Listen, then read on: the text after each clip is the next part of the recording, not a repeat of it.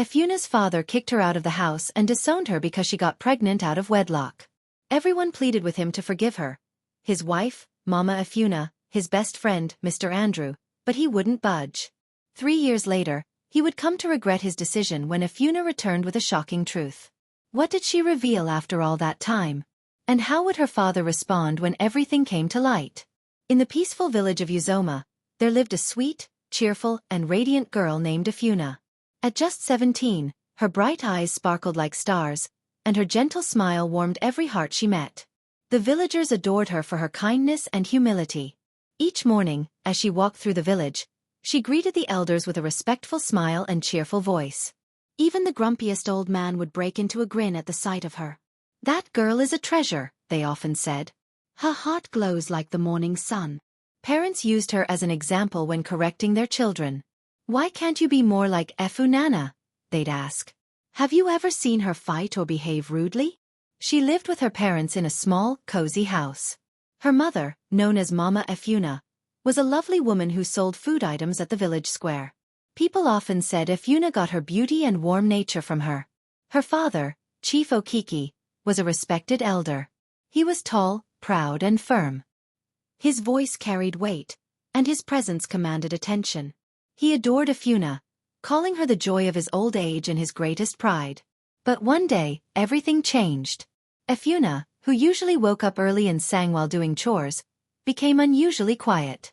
She was always tired, rarely smiled, and lost her appetite. Some mornings, she ran behind the house, clutching her stomach and vomiting. Her mother noticed. Something felt wrong. She watched her daughter closely, and one night, under the full moon in the stillness of the evening, she sat beside her on the mat. Gently holding her hand, she asked, "My daughter, is there something you're not telling me? Are you ill?" Ifuna managed a weak smile. "I'm fine, Mama. Just a little fever. Maybe malaria.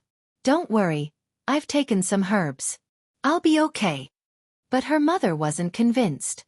She moved closer, inspecting her daughter more carefully. "This isn't the first time you've had malaria," she said. "But this feels different." Still, Ifuna insisted she was fine. The next morning, however, she woke up nauseous again and rushed out to vomit. This time, Mama Ifuna saw it with her own eyes. Without delay, she took her to the village physician, afraid it was something serious. After several examinations, the physician called Mama Ifuna aside. "I don't know how else to say this," he said gently. "Your daughter is pregnant. 6 weeks along." Mama Ifuna's eyes widened in disbelief. "No, that can't be. Please, check again. There must be a mistake." "Pregnant? How?" Confused and overwhelmed, she took Ifuna home and confronted her. "You're pregnant, Ifuna. Please, tell me who the father is. What happened?" But Ifuna said nothing. Tears filled her eyes, but she refused to speak. No matter how her mother begged, she stayed silent. Later that morning, when Chief Okeke returned from a village meeting, his wife told him everything. The moment he heard the news, he jumped up so fast his chair toppled over. His face flushed with rage. "Under my roof," he thundered. "My own daughter pregnant? And she won't even say who's responsible." His voice shook the compound. Birds scattered from trees as his anger boiled over. "She has disgraced this family," he roared. "She has dragged my name through the mud." The news spread quickly. In minutes, people gathered in the compound. Some came out of concern, others out of curiosity. Some whispered, wondering who the father could be. Others shook their heads, stunned. "But she was such a quiet girl," they muttered. "We never saw her with any boy." In the center of the compound, Ifuna knelt with her head bowed, crying silently. Her father stood before her, gripping a long cane, though he didn't strike her. He only looked down at her, eyes filled with hurt and fury. "You were the pride of this house," he said in a low, firm voice. "And now you've stained my name. If you want to be a mother, then go and live like one. From this moment on, you are no longer my daughter. You are no longer welcome in this home." Gasps filled the air. The crowd murmured in disbelief. Mama Ifuna rushed to her daughter's side, kneeling beside her. "Please, my husband," she cried. "She's our only child. Don't do this. Forgive her." Show mercy.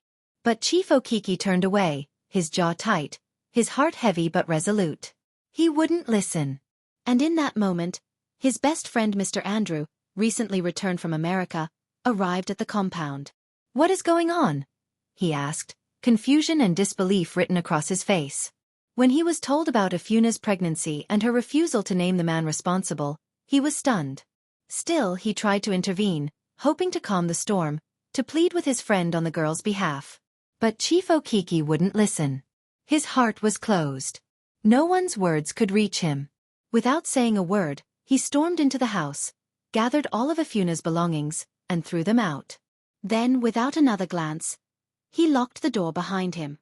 Mama Ifuna knelt beside her daughter, tears falling silently as she packed the scattered clothes into a small nylon bag. She wrapped some money in cloth, added what little food she could, and held her daughter tightly. "My child," she whispered, her voice trembling. "I love you. I'm sorry. I wish I could go with you. But please, tell me, who did this to you? Your father might forgive you if he knows." But Ifuna shook her head gently. Her eyes were filled with unshed tears. "He won't believe me, Mama. No one will. If I told you who touched me, they'd call me a liar." And just like that, barefoot and alone, she began to walk.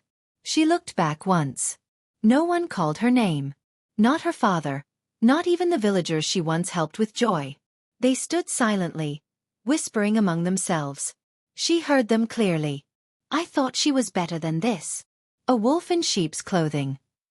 Thank God my daughter didn't get close to her." And so, her journey into the unknown began. She walked past the familiar market, past the patch of flowers she used to pick as a child. Her mind swirled with questions. Where would she sleep? Who would give her shelter? What lay ahead? The road stretched endlessly before her, offering no answers. Still, despite the fear, she kept going. She didn't know where she was headed, only that she couldn't return. She walked until darkness fell and her legs could carry her no more. Many people passed by, but no one asked if she needed help. No one stopped to ask where she was going. When night came, she found herself in a town unlike anything she'd seen. Noisy, bright, unfamiliar. People moved in every direction, barely noticing her. Her stomach growled with hunger. She found a small, closed stall and sat beside it. Opening her nylon bag, she took out the food her mother had given. Yam porridge, now slimy from the journey. Still, she ate it quietly. It was all she had.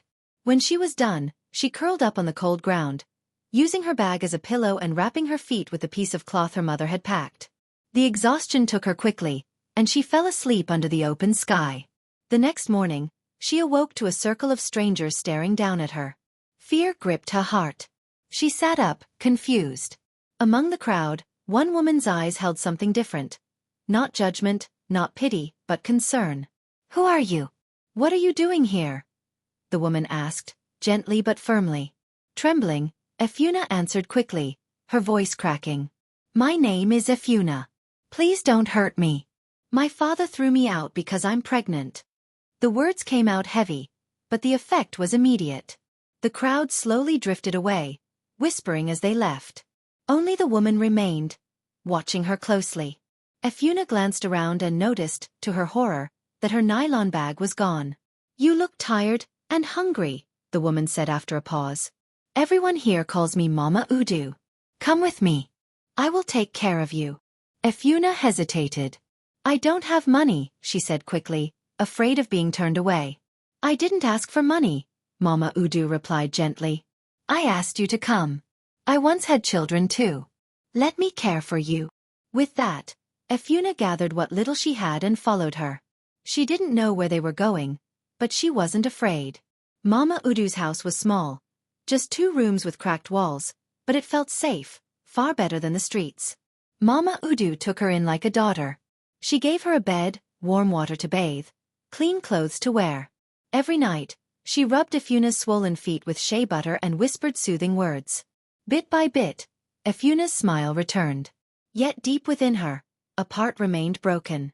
Sometimes at night, she would sit quietly by the small window, hands resting on her belly, staring at the stars. She remembered her mother's touch, her father's voice, the way he had once loved her, and how quickly he had let her go. She never spoke of it, but the tears would come. Time moved quickly. And then, one rainy night, everything changed. Ifuna was deep in sleep when a sharp kick from her baby jolted her awake, followed quickly by pain.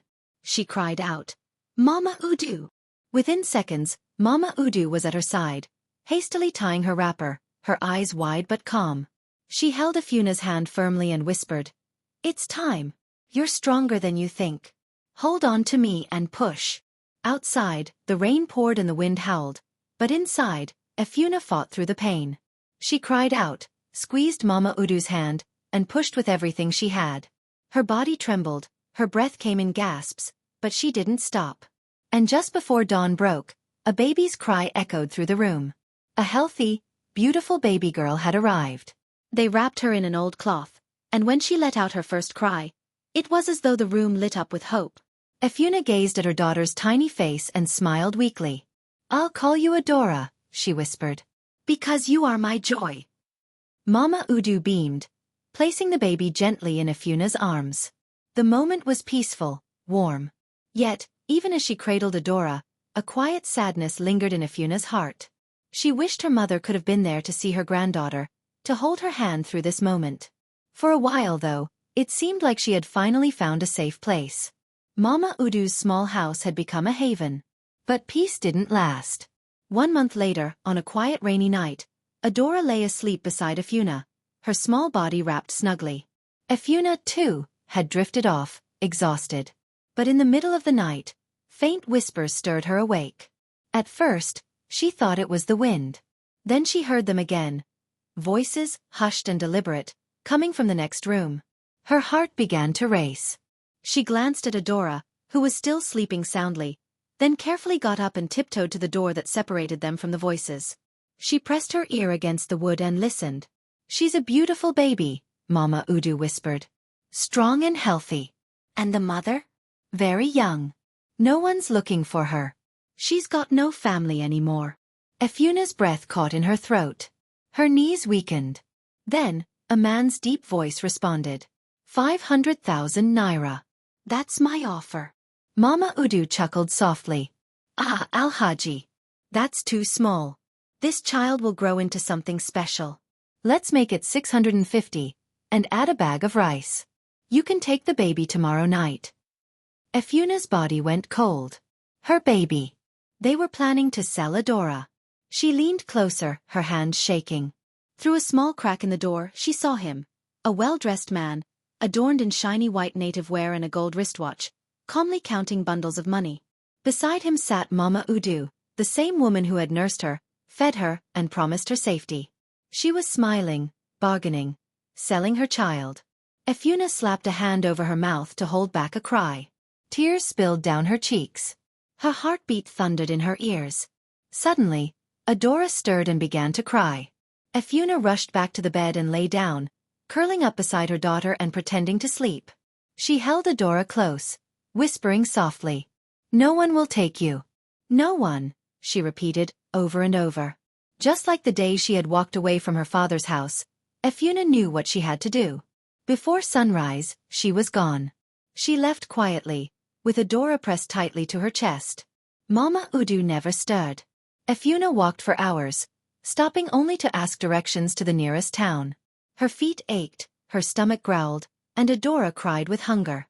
She paused now and then to nurse her, shielding the baby from the sun. By midday, she arrived in a new town, busier, louder, and faster than anywhere she had been. The streets were crowded. No one paid attention to her. She found a shaded corner by a road sign and sat down, rocking Adora gently. Her eyes burned with tears. "God," she whispered to the sky. "Are you still watching us?" After a short rest, she stood again. Thirsty, hungry, and unsure of where to go, she entered the market, going from stall to stall, begging for water. Most vendors ignored her. Some yelled and chased her away. The rejection stung, and she returned to her spot on the roadside, her spirit low. That was when a well-dressed man approached. He wore neat clothes and polished shoes, his face smooth, his expression soft. He stopped in front of her, studying her with kind eyes. "Good afternoon," he said gently. "Why are you here, sitting on the roadside with a baby under this sun? Ifuna looked up at him, exhausted and afraid. I have no one, she said softly. I'm just trying to survive. The man glanced around, then sat beside her. You're too young and too beautiful to suffer like this. Come with me. I'll help you. I have a place. Safe, clean. You and your baby can stay there. The streets aren't safe for you. She hesitated. Her heart trembled as memories of Mama Udu flashed through her mind. Could she trust him? He seemed sincere. His smile was gentle. But her instincts whispered caution. Still, she was desperate. Maybe, just maybe, this was the answer she had been praying for. Will we be safe? She asked quietly. I'm not like the others, he replied with a reassuring smile. You'll be fine. So she followed him. They reached his car, and he drove her to a small flat at the edge of town. It was simple, clean, and smelled faintly of soap and flowers. The room had a soft rug, a ceiling fan, and a wide bed. He gave her food, prepared warm water for Adora's bath, and even brought out baby wrappers with tiny flower prints. After eating, Ifuna bathed and slept deeply for the first time in days. When she woke, she stepped into the living room and found the man watching a television program. She walked to him, then knelt down in gratitude. Thank you, she said, tears in her eyes. He helped her up and invited her to sit. He introduced himself as Anthony, a businessman.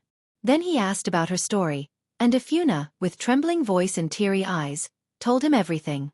Her father, the rejection, the betrayal. Anthony listened in silence, his expression softening as her words poured out. When she finished, he wiped his eyes and promised her that everything would be all right.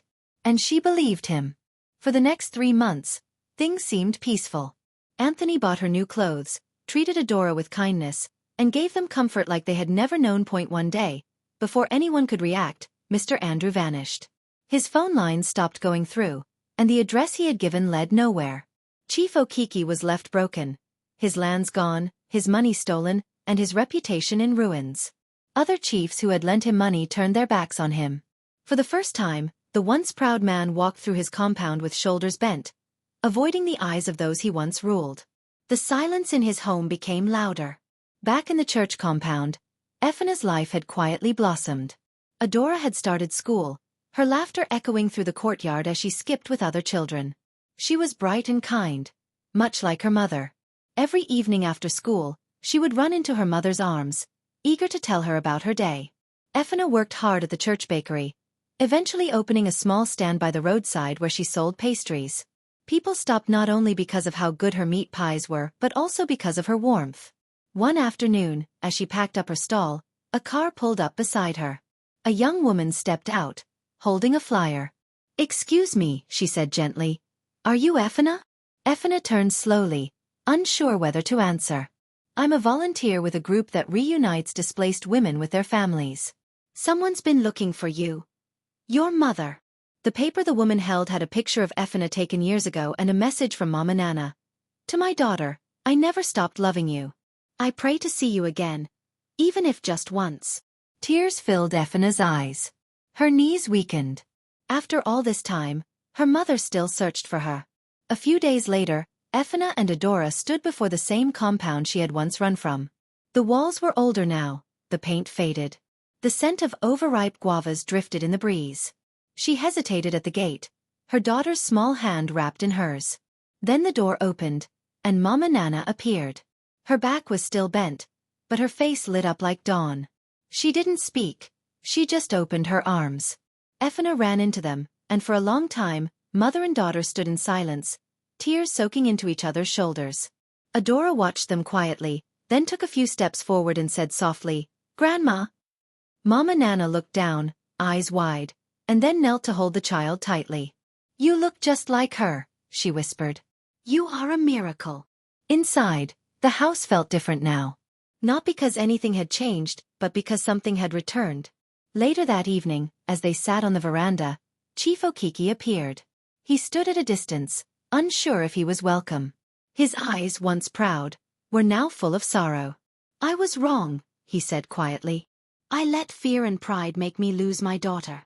Ifuna looked at him, her heart unsure.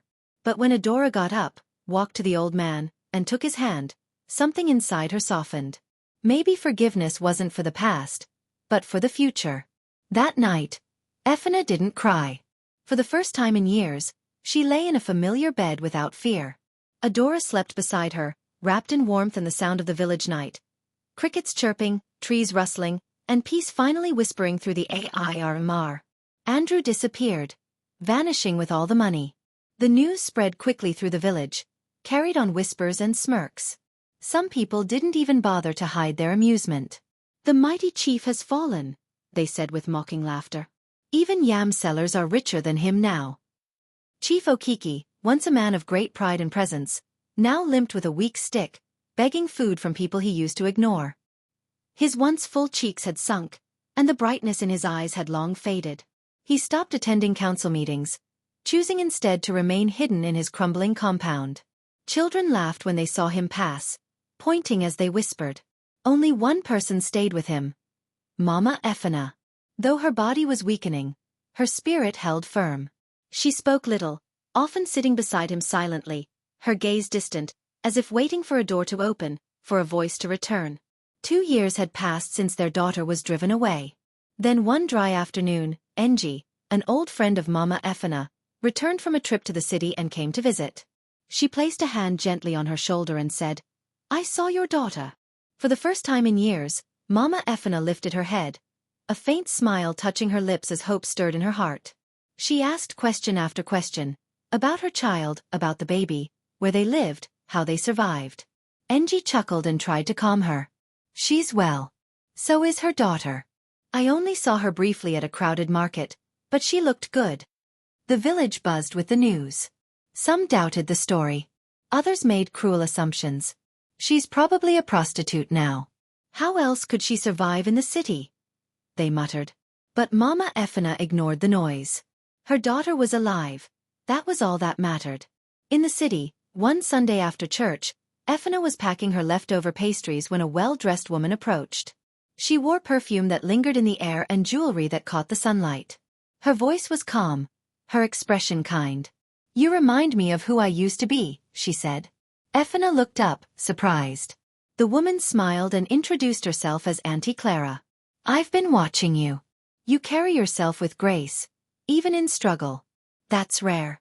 You have a future, a bright one." She handed Ifunanya a card. "If you ever want more than this, call me. I help young women achieve more than just surviving." Though touched by her words, Ifunanya was unsure. The following Sunday, Auntie Clara returned. She bought every item without asking for change and sat beside her, asking about her dreams and goals. "You're beautiful," she said. "There's more waiting for you than this life under the sun." Slowly, Ifunanya found herself drawn in. Even Mommy Peace noticed, but said nothing. The women in church whispered quietly. Auntie Clara helps people, but no one really knows her story. After several visits, Auntie Clara invited her to her home. Curious, Ifunanya agreed. The mansion was elegant. Polished floors, soft rugs, golden drapes. Adora laughed as she crawled across the lush carpets. "This could be your life," Auntie Clara said gently. "Let me help you build it."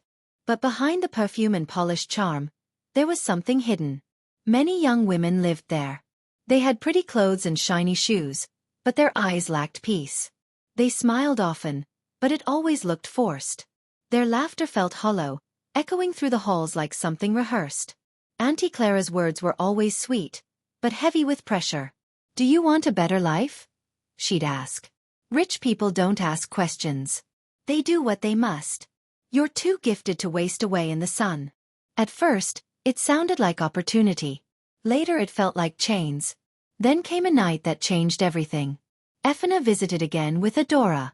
It was late, and Auntie Clara insisted they spend the night. After putting Adora to sleep, Ifunanya sat for a while, thinking about everything. Despite the unease in her heart, she decided to give Clara a chance. Feeling thirsty, she stepped out for water. The hallway was quiet. On her way to the fridge, she heard a voice, a giggle, followed by a sharp whisper. It was Auntie Clara on the phone. Her tone was low, but every word was clear. "Yes, Senator. She's fresh. Not even 25. Soft skin. Innocent look. You'll love her. This weekend, yes. I'm still convincing her. Don't worry, I'll handle the rest. Ifunanya froze, her breath caught in her chest. Her body trembled as the words sank in. She held the wall for balance, heart pounding. Her mind raced back, to Mama Udu, who nearly sold her baby. To Anthony, whose kindness was a disguise. To the night she ran barefoot, clutching Adora like life itself. And now again, a trap dressed in silken smiles. She tiptoed back to her room, locked the door, and picked up her phone with shaking fingers. She sent a voice message to Mommy Peace, recounting everything. But Ifunanya didn't run the next morning. Instead, she stayed. She had made a decision. If there were other girls trapped in Auntie Clara's world, then she couldn't turn her back on them. This time, she wouldn't just escape. She would fight back. Ifunanya quietly began gathering proof of Auntie Clara's dark secrets. Voice recordings of her phone calls, photos of the sleek cars picking up girls, and other silent evidence. 3 days later, she told Auntie Clara she was ready to take the next step but needed to stop by the church to collect her belongings and thank Mommy Peace. Trusting her, Auntie Clara allowed her to go. Just a day later, the entire internet exploded. A raw video spread across every platform. No makeup. No filter. Just Ifunanya sitting in a small room, her voice steady but emotional, her eyes glistening. My name is Ifunanya, Okeke, she began. 3 years ago, I was thrown out of my home because I became pregnant. I nearly died in the streets, but I survived. And now I must speak. She revealed Auntie Clara's deceptive operation, how she lured young women with promises, only to offer them up to wealthy men, powerful figures hidden behind polished titles. Ifunanya released voice notes, clips, and messages. The world listened. People reposted it everywhere. Celebrities wept. Activists responded. Human rights organizations reached out. And just like that, Auntie Clara disappeared. In less than 6 months, Ifunya's life transformed. Messages and donations poured in. Strangers called her brave. Survivors said her story gave them courage. She didn't waste a single coin. With purpose, she opened her own business. A full pastry company named Adora's Bites after her daughter. No more selling by the roadside. Now, she delivered to weddings and was featured in magazines. She became a certified baker, hired other single mothers, paid them with dignity, and treated them like family. Ifunya's name became known throughout the city. Not just for her success but for her strength. Her daughter, Adora, began schooling at one of the best institutions. No more silent tears at night. Yet, sometimes when the stars were out, her heart still wandered back home, to her mother, to the father who had thrown her away. 3 years to the day after being driven from her village, Ifunanya was invited to a grand wedding. Someone she once lived with at the church was getting married. She wasn't just a guest, she was the vendor of honor, her pastries the talk of the event. The cake, a 5-layer work of art, stood tall and flawless in the center of the decorated hall. As Ifunanya walked in, dressed elegantly, Adora beside her in matching clothes, heads turned. People whispered, admiring her beauty and grace. But as she moved closer to the stage, her heart froze. Her eyes landed on a giant banner. On one side, the smiling bride, her friend. On the other, the groom. And that was when her body stiffened. Her fingers tightened, breath shortened. It was Mr. Andrew, her father's old friend. Older now but unmistakably him. The man who had stolen her youth, destroyed her trust, and vanished afterward. Her friend, the bride, approached, smiling, until she noticed Ifunya's frozen face. She asked what was wrong. Ifunanya, shaking, replied with a quiet, painful question. If I tell you something, will you believe me? The bride nodded. Ifunanya continued, gently, her voice cracking. She explained how Mr. Andrew was once a regular guest in her home, how he came bearing gifts and promises. Everyone trusted him. Her father had called him a brother. And then one day, he came when her parents weren't home. That was the day her life changed. He had touched her without consent, broken her innocence, and sworn her to silence. He said nobody would believe her. That he'd hurt her parents if she ever spoke out. Her friend stood in stunned silence. Then with trembling lips asked, Are you saying Mr. Andrew is Adora's father? Ifunanya nodded, her eyes full. I was too ashamed. I stayed quiet to protect my family. But I've carried this truth alone for too long. The bride turned slowly to face the man she was about to marry. She said nothing. Just walked away. The wedding never happened. By evening, the celebration turned quiet. The bride locked herself in her dressing room, weeping uncontrollably. And by nightfall, officers arrived, marching straight to Mr. Andrew. Mr. Andrew Igwe, they announced. You're under arrest for the abuse and exploitation of a minor. The room fell into chaos. Cameras came out. Guests gasped. Partners turned away from him. He was handcuffed in front of everyone. Businessmen, politicians, elders who once praised him. By morning, the media had picked it up. News stations ran the story. Blogs quoted Ifuna's confession word for word. Her courage ignited a wave. Other women began telling their stories. Back in her village, her parents saw the news. Whispers filled the streets again. Everyone remembered the day Chief Okeke had kicked her out and how Mr. Andrew had said nothing. 1 week later, a sleek black SUV rolled into Uzoma village. Curious eyes peeked from windows. Children ran behind the car. When it stopped at Chief Okeke's home, everyone gathered. From it, Ifuna stepped out in a beautiful gown. Adora followed, bright and confident. "Mama Ifunanya," a neighbor shouted. "Come and see with your eyes." Her mother rushed out, gasped, and covered her mouth with shaking hands. "Ifuna," she cried. "Mama," Ifuna replied, embracing her tightly. Then her father stepped out. Gray-haired, tired, a shadow of the proud man he once was.